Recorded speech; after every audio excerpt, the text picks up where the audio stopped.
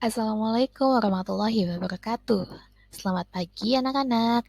Jumpa lagi dengan Ibu di pertemuan kita yang ketiga. Hari ini kita akan membahas mengenai jaringan kabel dan juga jaringan nirkabel. Sebelumnya, mari kita lihat tujuan pembelajaran kita hari ini. Yang pertama, menjelaskan pengertian jaringan kabel dan cara mengkoneksikannya. Yang kedua, menjelaskan pengertian jaringan nirkabel dan cara mengkoneksikannya. Yang ketiga, membandingkan kelebihan dan kekurangan jaringan kabel dan jaringan nirkabel. Selanjutnya, lihatlah pengertian jaringan kabel. Jaringan kabel adalah jaringan yang menggunakan kabel sebagai media transmisi datanya. Media ini memiliki keterbatasan jangkauan dan tidak efisien karena banyak memakai tempat untuk jaringan kabelnya. Jaringan kabel ini biasanya digunakan dalam area lokal, misalnya dalam satu gedung atau antar gedung dalam satu lembaga pendidikan. Bila sumber data dan penerima memiliki jarak yang tidak terlalu jauh, kabel memang dapat digunakan sebagai media transmisi. Namun, jika jaraknya jauh, maka akan sulit untuk menggunakannya sebagai media transmisi.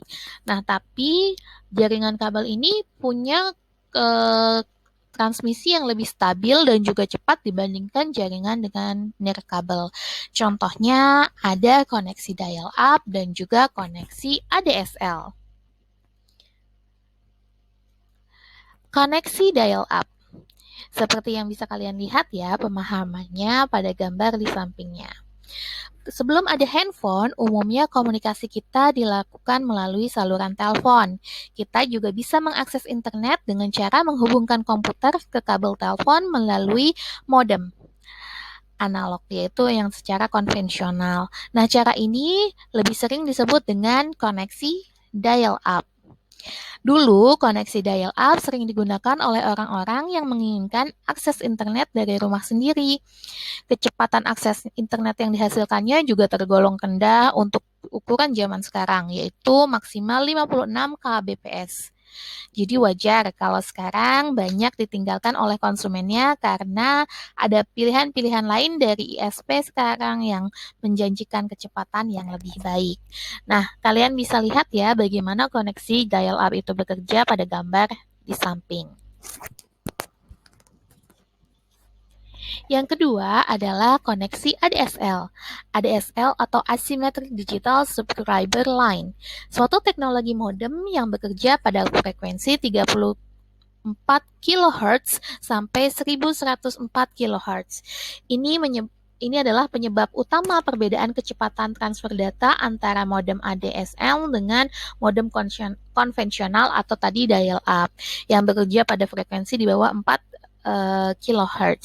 Keuntungan ADSL sendiri memberikan kemampuan akses internet berkecepatan tinggi dan suara secara simultan, atau di sisi pelanggan kita menggunakan filter untuk memisahkan antara saluran telepon dan juga saluran modem.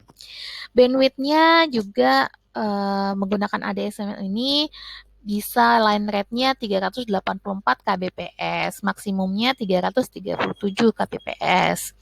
Kemudian contoh dari koneksi ADSL ini adalah Speedy dari Telkom. Dibandingkan koneksi dial-up, koneksi ADSL jauh lebih cepat sehingga banyak yang beralih ke layanan koneksi ini. Nah, dalam koneksi jaringan kabel ini kita juga menggunakan media. Nah, media transmisi kabel yang digunakan adalah kabel twisted pair, kabel koaksial, dan kabel serat optik. Yang pertama adalah kabel twisted pair. Kabel twist pair merupakan salah satu dari beberapa tipe kabel yang digunakan untuk membangun sebuah jaringan komputer, khususnya pada jaringan LAN. Kabel jaringan ini terdiri dari beberapa kabel berpasangan. Prinsip kerjanya menghantarkan arus dan sinyal yang berasal dari sumber ke tujuannya.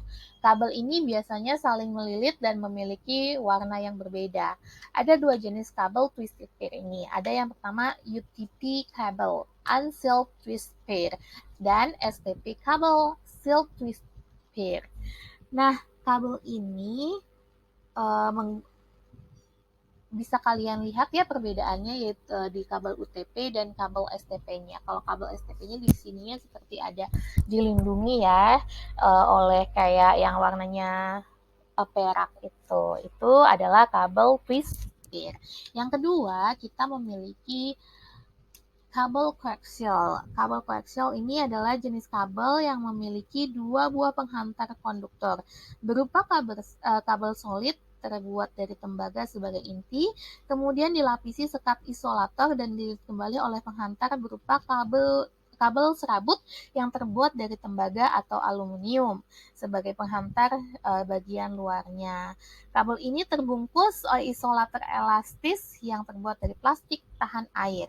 Kabel koaksial lebih efisien dibandingkan digunakan ya untuk sistem jaringan dengan kapasitas yang sedikit karena kecepatan aksesnya yang tidak memungkinkan untuk digunakan pada jaringan dengan kapasitas besar. Biasanya digunakan dengan LAN ya. Tapi ini sudah sangat jarang digunakan karena digantikan oleh kabel UTP dari twist pair ini atau STP ya. Prinsip kerjanya juga sama seperti kabel twist pair, dia itu menghantarkan arus atau sinyal dari sumber ke tujuan yang diinginkan. Nah, yang ketiga, ini ada serat optik atau fiber optik. Nah, kalian bisa lihat ya gambarnya, ada di sampingnya. Serat optik atau fiber optik atau kabel optik adalah sebuah teknologi kabel yang menggunakan benang dari serat kaca atau plastik untuk mengirimkan data. Nah, kabel serat optik ini sendiri terdiri dari seikat benang kaca yang masing-masing mampu mentransmisi pesan modulasi ke gelombang cahaya. Nah, serat kaca ini biasanya memiliki diameter sekitar 120 mikrometer yang digunakan untuk mentransmisikan sinyal cahaya dari suatu tempat ke tempat lainnya hingga jarak 50 kilometer tanpa menggunakan repeater. Sinyal-sinyal gelombangnya dapat berupa pengkodean komunikasi, suara, atau data komputer. Nah, anak-anak, untuk hari ini kita hanya akan membahas mengenai jaringan kabel saja. Sampai jumpa uh, di pertemuan kita selanjutnya yang akan membahas mengenai jaringan nirkabel. Wassalamualaikum warahmatullahi wabarakatuh. Jika kalian memiliki pertanyaan, kalian bisa menghubungi Ibu ya. Sampai jumpa.